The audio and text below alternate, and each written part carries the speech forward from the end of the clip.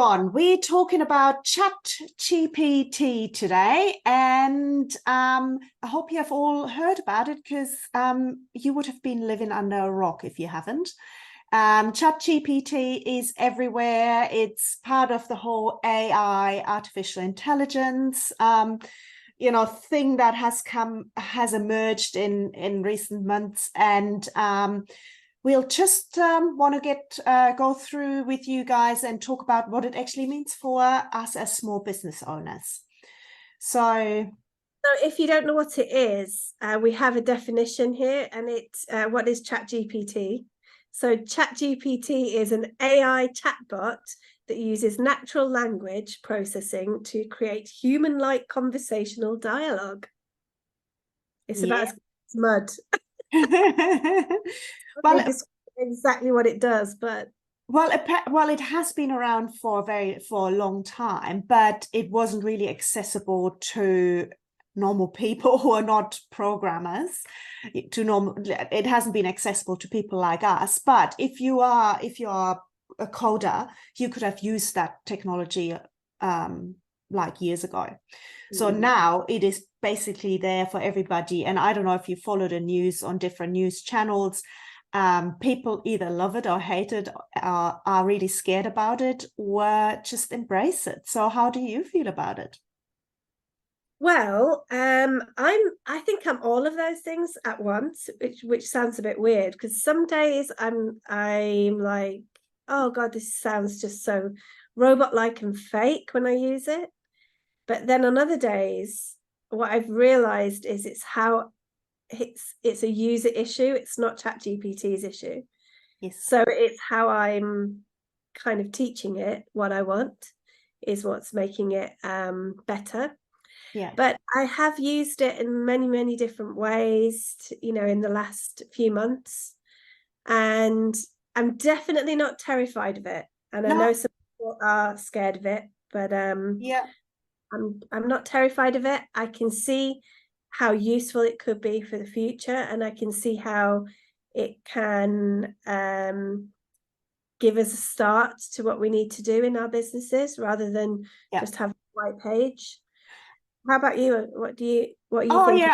I without going into too much detail of what I use it for, because we're gonna have another episode next week to actually drill down for what we have been using it, and we have just been scratching the surface, to be honest, right?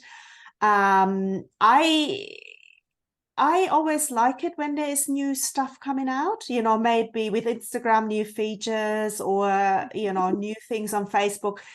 I've even looked into TikTok, but it wasn't for me. So I get excited and I try using it. And I find myself using it really frequently, almost every day, because it can do so many things. It can help you create content and outlines for something you may want to write, like a blog post.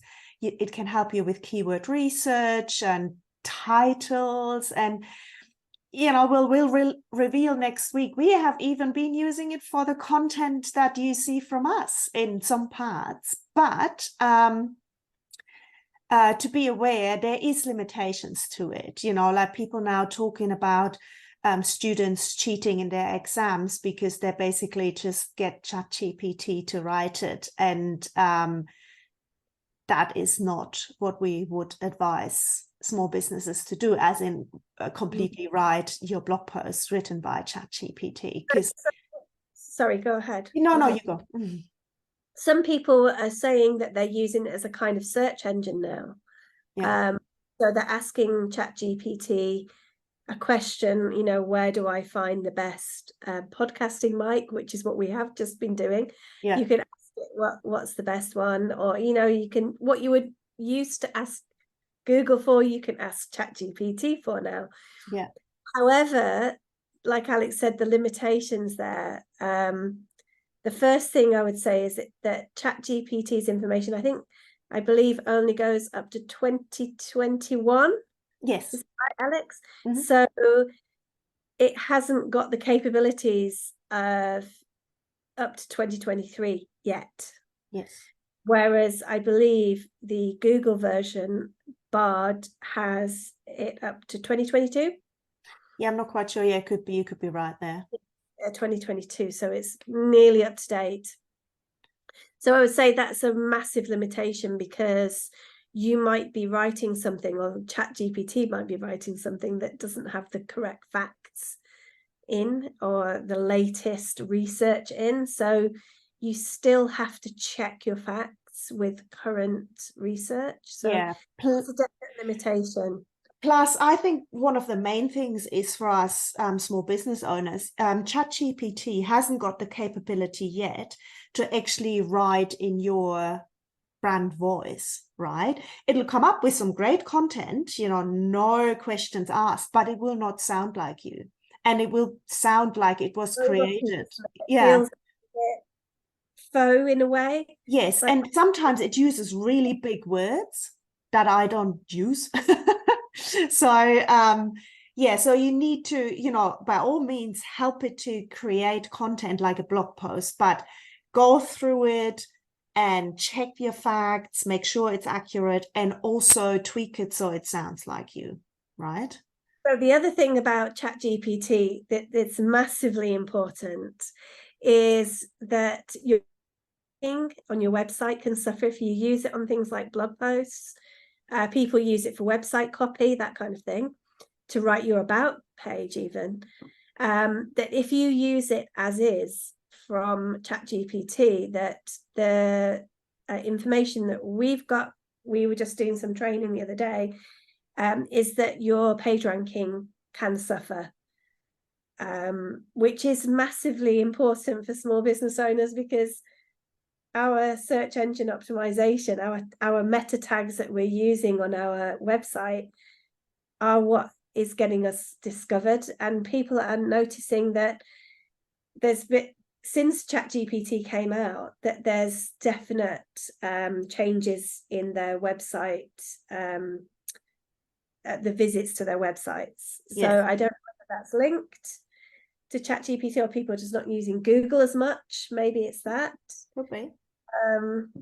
The other thing to be aware of, Alex touched on with the student thing, is it's not, AI is taking the ChatGPT is taking the information from sources. So it's not 100% original. So you have to bear that in mind, that it could be taking copyrighted content and just stamping it into something that you've asked it to. Yeah. So really need to go back and just really tweak it so that it's your content, your original content. Yes. Because your reputation is under fire here, and we spend most of our business life building our reputation to be trustworthy and honest and have integrity. And then something like a blog post from ChatGPT might have the wrong facts. It might not sound like you. All of a sudden, people just don't trust you anymore. Yeah. So all your good work that you've done is for nothing. Yeah. And So one more thing. Oh, sorry. Sorry. No, one more thing. So Victoria and I, we attended this big webinar about SEO and AI the other week. And one really interesting thing they mentioned was, excuse me, so right now, ChatGPT doesn't have that human touch, right? It sounds robotic, whatever comes out of it. But apparently, and I've got notes here, apparently Microsoft has just made a $10 billion investment into their AI to, and they didn't obviously say what it was for, but the people on the experts on this webinar, they basically said that is to work on that human touch. So it will change, but right now it doesn't have the human touch. And I think that's one of the main things that I do when I use ChatGPT. I give it my own spin, my own voice, my own humor, the way I talk.